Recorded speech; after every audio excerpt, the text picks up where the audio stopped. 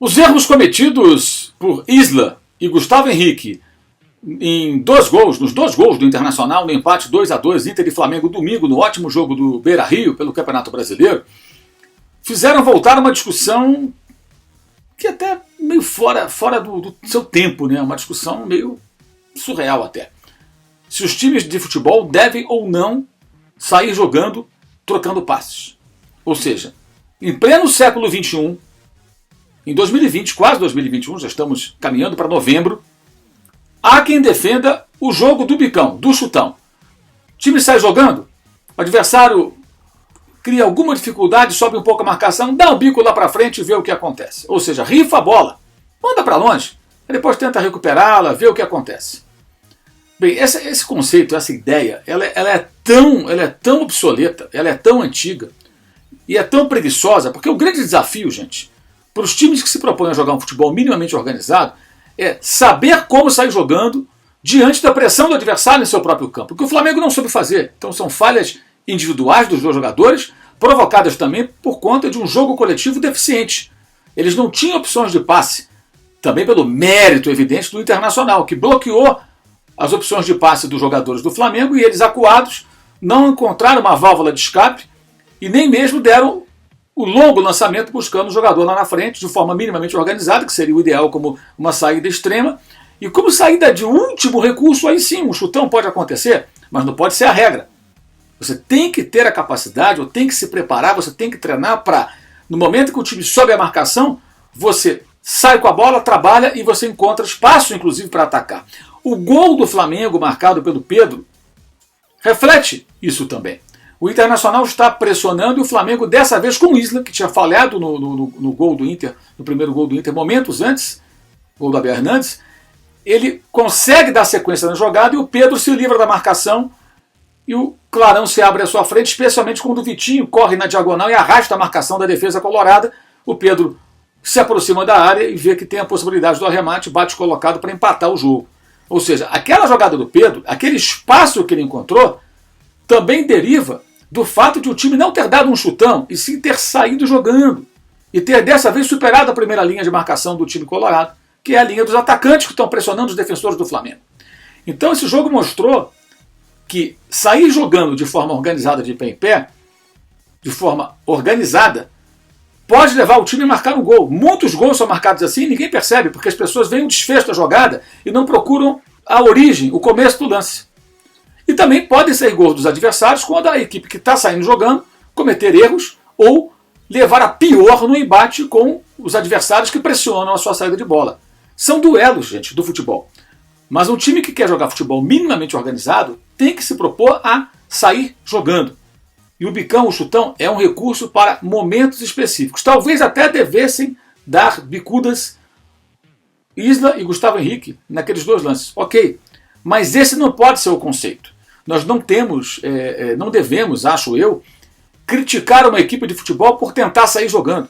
Nós podemos criticar por não saber sair jogando e por não saber, o atleta, em campo, fazer a escolha certa no momento que ele pressionado nota. Eu não tenho para quem passar a bola. Eu vou quebrar, como diz aí o nosso amigo Paulo Nunes nas transmissões do futebol, que é uma gíria do futebol. Né? Eu vou mandar a bola para longe, eu vou chutá-la para outro lugar. Que nem é o ideal. O ideal é que, acuado, o jogador saiba que tem um atleta que se posiciona no grande círculo, mais à direita ou mais à esquerda. Geralmente é um centroavante, um pivô, quando o time tem um jogador com tal característica. E você chutando naquela direção, você sabe que ele vai brigar para receber a bola, travar e tentar dar sequência jogada. Ou tomar uma falta, para o jogo, se já toma falta lá no campo de ataque. Enfim, não é nem dar um chute aleatório, é tentar uma bola longa. O chute aleatório, o bicão, é por um último caso, o caso extremo, né, quando você realmente não tem outra opção. Eu quero destacar para você trechos do ótimo livro A Pirâmide Invertida, a História da Tática no Futebol, livro de Jonathan Wilson, que é um jornalista inglês. Ele é uma espécie de precursor da análise tática na imprensa da Inglaterra, né, do Reino Unido, muito tempo escrevendo no Guardian, um dos principais jornais ingleses. Não o primeiro a falar de tática, claro, mas ele difundiu mais a análise tática na imprensa britânica. E ele escreveu esse livro, cuja versão em português ela tem a assinatura, a tradução do companheiro André Kfouri. Aqui embaixo na descrição do vídeo eu coloquei inclusive o link para você acessar o site da editora Grande Área, que foi a editora que lançou o livro aqui no Brasil na versão em português, caso você tenha interesse nessa publicação, que vale muito a pena para quem quer entender um pouco mais do futebol, sua história, sua evolução na tática. O livro é muito agradável, não é chato, não é com linguajar tatiquês, não, é um livro bem legal. E uma pesquisa profunda que ele fez, que vale muito a pena para quem tem interesse em conhecer mais o nosso esporte. Em determinado momento, Jonathan Wilson escreve o seguinte em seu livro A Pirâmide Invertida.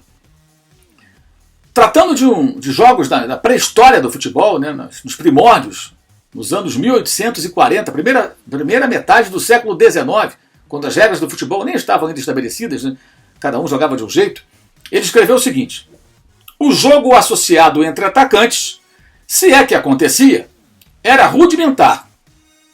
E dessa ideia germinaram certos fundamentos, atenção, que formatariam o caminho do futebol inglês primitivo. O jogo era baseado na condução da bola. Passes, cooperação e defesa eram vistos como ações subalternas. Abaixar a cabeça e avançar era certamente preferível a pensar. Perceberam? O jogador corria com a bola. O jogador arrancava com a bola. Ele não olhava para os companheiros, ele tentava correr com a bola, levar a bola para o ataque de qualquer maneira. Esse era o objetivo, essa era a ideia, esse era o conceito.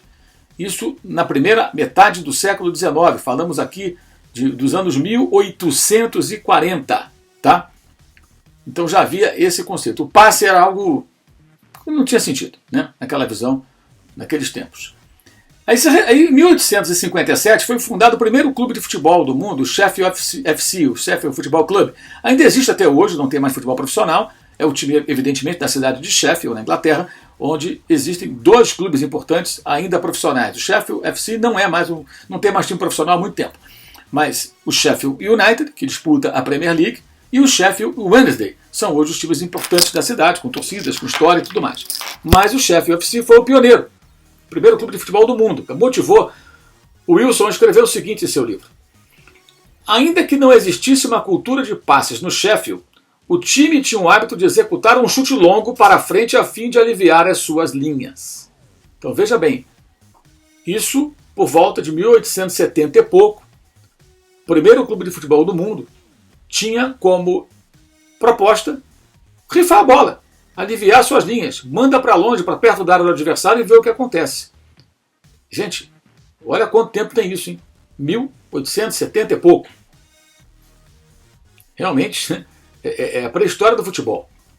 Mais adiante, Jonathan Wilson escreve o seguinte: a difusão e valorização do passe, que leva à unidade, pode ser rastreada até um jogo específico, a primeira partida de futebol entre seleções disputada por Inglaterra e Escócia, em Patrick, no estádio de cricket West of Scotland, em 1872. Aí ele fala aqui da escalação da Inglaterra, né, com o goleiro, um gol que chamava, o zagueiro 3/4, o zagueiro médio, um chute voador. Olha só a expressão utilizada, chute voador, era a característica desse jogador. 4 jogadores chamados apenas de meio, 2 de lado esquerdo, 1 de lado direito, que aplicando a registros modernos, soaria como algo próximo, olha o sistema tático, 1-2-7. 1-2-7. É bem louco isso, né? Aí mais adiante ele fala do jogo e diz que o jogo foi 0-0, né? Ele fala que a Inglaterra, de tradição mais estabelecida e com muito mais jogadores para escolher, era a favorita, mas foi contida pelos escoceses, em empate sem gols. Os ingleses, afirmou o relato do jornal que ele recupera aqui, o Jonathan Wilson, o Glasgow Herald, tinham toda a vantagem relativa ao peso, eram cerca de 12 quilos em média mais pesados do que os escoceses. Até diz aqui que é um pequeno exagero isso, mas enfim, era um time mais pesado, mais físico. E também no que dizia respeito à velocidade. Aí vem um ponto importante, acrescenta aqui o autor. O ponto forte do clube da casa, ou seja, da seleção da Escócia, né, representada pela equipe do Queen's Park, foi que seus jogadores atuaram incrivelmente bem juntos. Esses são relatos, gente, de um jornal em 1873, falando de um jogo de futebol, primeiro entre seleções, Escócia 0, Inglaterra 0. 1873. O jornalista destaca o fato dos times jogarem, os jogadores escoceses atuarem juntos, próximos. Hoje a gente fala muito sobre o quê? A necessidade de termos jogadores próximos para receber a bola, para o passe, para que a jogada possa fluir. O jogador, quando procura alguém, encontra um colega sempre em condições, um companheiro para receber a bola. Em 1873, os escoceses já tinham essa preocupação. E isso mereceu destaque no jornal. A discussão sobre trocar ou não passe a partir da defesa, aderir ao chutão e tratar a saída inteligente, construída, bem elaborada, bem treinada, como se fosse algo errado, é uma discussão tão absurda, gente, que ela remete aos primórdios do futebol. É incrível que isso seja discutido ainda no futebol brasileiro, especialmente depois de um jogo em que aconteceu o que ali? Erros individuais e deficiências coletivas de uma equipe, no caso o Flamengo, para sair jogando diante do adversário que tem eficiência de uma determinada proposta, que é apertar a marcação do adversário. E quando faz isso, como eu já falei, também se expõe, porque se o time que está defendendo sai jogando a partir de sua área e consegue superar essa marcação, ele tem mais espaço lá na frente para trabalhar.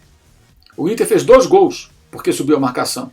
E, em parte, sofreu um dos gols porque subiu a marcação. Saudações.